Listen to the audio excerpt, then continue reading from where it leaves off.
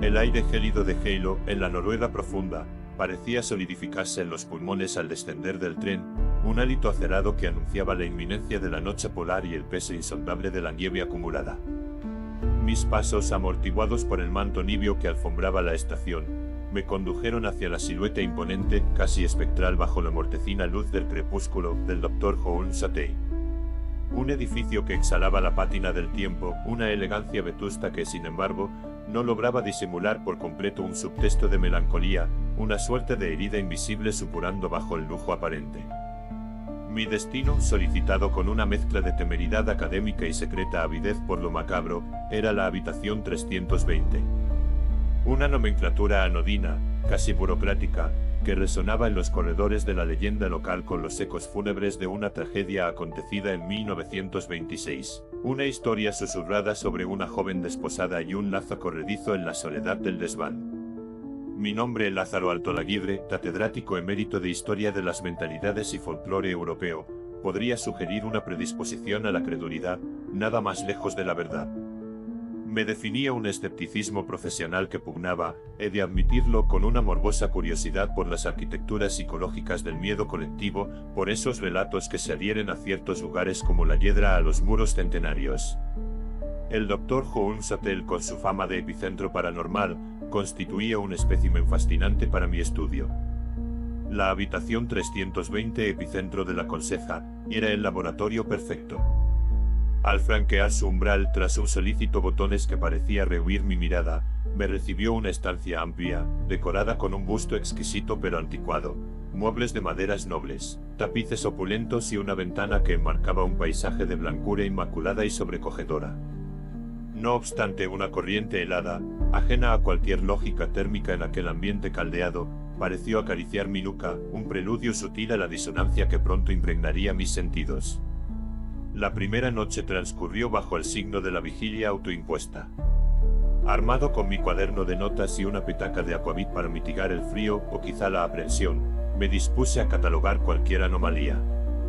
El silencio no era tal, sino un lienzo sobre el que se pincelaban susurros acústicos apenas perceptibles, el crujido pertinaz de la madera, como si la estructura misma del hotel respirase con dificultad bajo el peso de sus años y sus secretos. Un levísimo golpeteo en los cristales de la ventana, que atribuía la ventisca exterior, aunque carecía del furor esperado.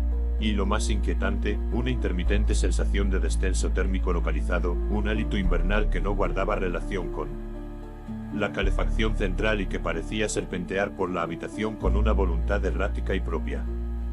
Anoté todo con meticulosidad cartesiana, esforzándome por mantener la objetividad del observador frente a la potencial subjetividad de la víctima sugestionada. Mis pesquisas diurnas en los archivos locales de Geilo y en la propia biblioteca del hotel, un Santa Santorum de volúmenes encuadernados en piel y olor a tiempo detenido, arrojaron luz sobre la identidad de la presunta aparecida, Astrid Larsen, una joven de Bergen llegada al hotel en plena luna de miel en el invierno de 1926. Las crónicas oficiales, lacónicas y pudorosas, hablaban de un trágico infortunio, un eufemismo para el suicidio por ahorcamiento en el desván. Pero entre líneas en cartas privadas de la época y testimonios orales recogidos décadas después por algún folclorista aficionado, emergían detalles discordantes, rumores de una disputa violenta con su flamante esposo la noche anterior, la mención de una joya, un collar de perlas, regalo nupcial desaparecida, y la extraña circunstancia de que el marido abandonara el hotel precipitadamente antes siquiera de que se descubriera el cadáver. Desesperación amorosa o algo más siniestro encubierto por la respetabilidad de la época y la influencia de la familia del esposo. La leyenda, como suele ocurrir, parecía una simplificación conveniente de una realidad más turbia y poliédrica. Las noches subsiguientes intensificaron su ofensiva contra mi escepticismo. Los sueños se tornaron vívidos lienzos oníricos donde una figura femenina, etérea y vestida con un traje nupcial anacrónico, varaba por pasillos idénticos a los del hotel, su rostro oculto por un velo de tul o por la penumbra misma, sus manos buscando algo con angustia palpable en el aire. Despertaba sobresaltado con el corazón martilleando contra las costillas y el eco de un sollozo ahogado resonando en la quietud de la habitación. Más allá del sueño, los fenómenos se tornaron menos equívocos. El perfume vetusto a violetas y polvo que ciertas noches impregnaba el ambiente sin fuente discernible. objetos menudos, mi pluma estilográfica, un libro que encontraba desplazados de su lugar original, desafiando mi memoria y mi orden meticuloso. Y una noche al mirarme en el espejo del baño creí atisbar, por una fracción de segundo, un rostro pálido y descompuesto superpuesto al mío, una visión fugaz que me heló la sangre y me hizo dudar de mi propia cordura. La frontera entre la sugestión y la manifestación tangible se pulverizó durante la cuarta noche.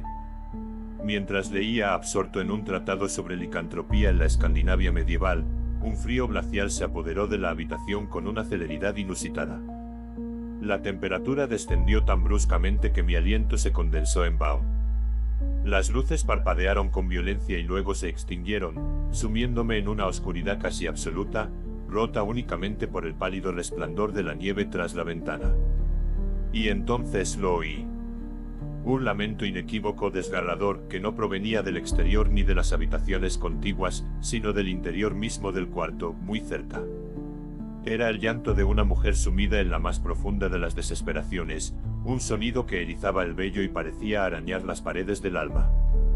Paralizado por un pavor atávico que eclipsaba cualquier pretensión académica, permanecí inmóvil, escuchando aquella letanía de dolor que flotaba en la negrura.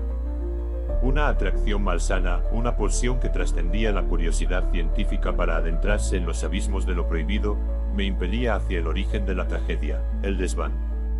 Averigüé con discreción que el acceso solía estar restringido, pero una vieja escalera de servicio, oculta tras un tapiz descolorido en un extremo del pasillo del tercer piso, ofrecía una ruta alternativa, aunque polvorienta y en desuso. Forzando la cerradura oxidada con una navaja multiusos, un acto indigno de un catedrático, pero necesario para el investigador de lo oculto, ascendí por los escalones quejumbrosos hacia la oscuridad superior. El aire allí era una sustancia densa, preñada de una angustia petrificada, cargado del olor acre del polvo secular y de algo más indefinible, una fetidez sutil a descomposición y olvido. Entre vigas carcomidas y objetos cubiertos por sábanas fantasmales, viejos baúles, muebles desvencijados, un maniquí decapitado, distinguí, en el centro de la estancia, una viga transversal más oscura que las demás, con una marca profunda, como si una cuerda hubiera mordido la madera con insistencia durante largo tiempo. Fue allí donde la sensación de presencia se hizo abrumadora, un frío que calaba hasta los huesos y la certeza absoluta de no estar solo.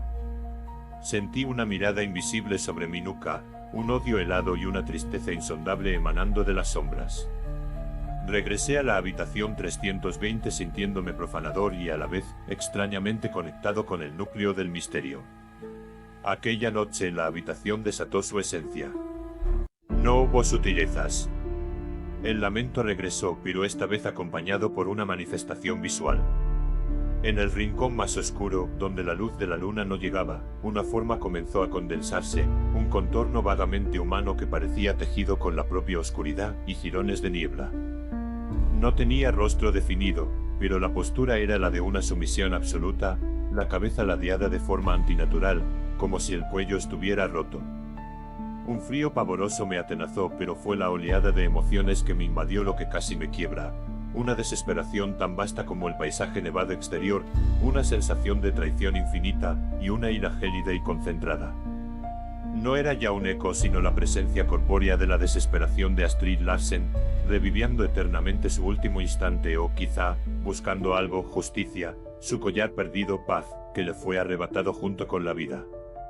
Sentí sus dedos espectrales rozar mi brazo, un contacto más frío que el hielo, y un susurro llegó a mi oído, no con palabras, sino con la pura esencia del sufrimiento: ayúdame y encuéntralo. El terror me hizo perder el conocimiento, o tal vez fue un mecanismo de defensa de mi mente ante aquello que no podía procesar. Abandoné aquel cubículo de pesadilla al alba. El viaje de regreso fue un tránsito silencioso a través de paisajes blancos que ya no me parecían hermosos, sino mortalmente indiferentes. El historiador había sido suplantado por el testigo aterrado, el académico por el hombre que había atisbado el abismo y sentido su aliento gélido. La habitación 320 del Dr. Holmes Hotel ya no era para mí un simple caso de estudio folclórico, sino la cicatriz imborrable de un encuentro con una pena tan antigua y profunda que había logrado trascender la barrera misma de la muerte, enquistándose en las paredes de un hotel de lujo como un tumor maligno del tiempo. Llevo conmigo no solo el recuerdo, sino la sensación persistente de aquel contacto helado y la resonancia de una súplica que temo me perseguirá hasta mis propios últimos días. Nota histórica. El Dr. Holmes Hotel en Geilo, Noruega, inaugurado en 1909, es efectivamente conocido por sus historias de fantasmas, centradas principalmente en la habitación 320. La leyenda más extendida habla de una mujer joven que se alojó en el hotel durante su luna de miel en 1926. Tras una supuesta discusión con su marido o el descubrimiento de su infidelidad, y según algunas versiones, tras la desaparición de un valioso collar, la mujer se habría ahorcado en el ático del hotel. Desde entonces su espíritu, a menudo identificado como Astrid, se dice que frecuenta la habitación 320, lugar donde se alojaba o que está conectada energéticamente con el ático. Los fenómenos reportados incluyen susurros, llantos, figuras espectrales, objetos que se mueven solos, fluctuaciones de temperatura y la sensación de una presencia invisible. Aunque los detalles varían ligeramente entre fuentes, algunas sitúan el suceso en 1927, la esencia de la historia sobre la novia desdichada y la habitación 320 es un elemento recurrente en el folclore asociado al hotel, convirtiéndolo en un destino popular para los interesados en lo paranormal. La dirección del hotel ha reconocido la leyenda e incluso la utiliza como parte de su atractivo histórico y misterioso.